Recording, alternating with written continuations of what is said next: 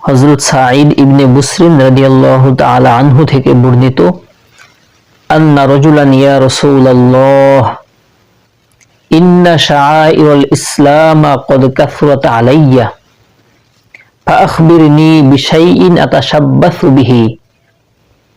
হযরত সাঈদ ইবনে বুসরিন রাদিয়াল্লাহু তাআলা আনহু বলেন যে এক ব্যক্তি রাসূল করিম সাল্লাল্লাহু আলাইহি ওয়াসাল্লামের নিকট আসলেন এবং রাসূল করিম সাল্লাল্লাহু আলাইহি ওয়াসাল্লামকে বললেন, হে আল্লাহর রাসূল, ইসলামের অনেক বিধি বিধান যেগুলো আমার উপরে মানা কষ্টকর হয়ে যায়, অতএব আপনি আমাকে একটি সহজ আমল বলে দেন যা আমি সদা সর্বদা করতে পারি এবং জান্নাত কামাই করতে পারি।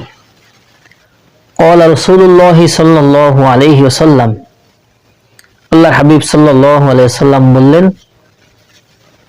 লা ইয়াজালু লিসানুকা রাতবাম মিন যিকরিল্লাহ, তুমি সর্বদা তোমার জিহ্বাকে আল্লাহর জিকির দ্বারা ভিজিয়ে রাখো।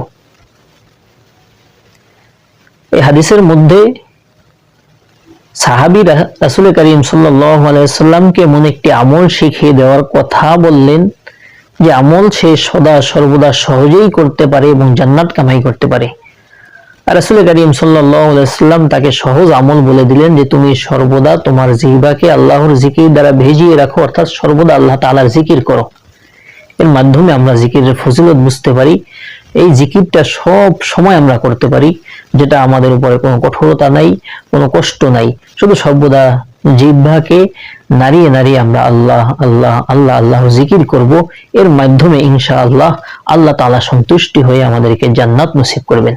আর একটা দেখার বিষয় যে সাহাবায়ে কেরামের মধ্যে কতটা নেক আমলের আগ্রহ ছিল, তা রাসূলের কাছে গিয়ে চেয়ে চেয়ে আমল শিখে এরপরে আমল করতেন।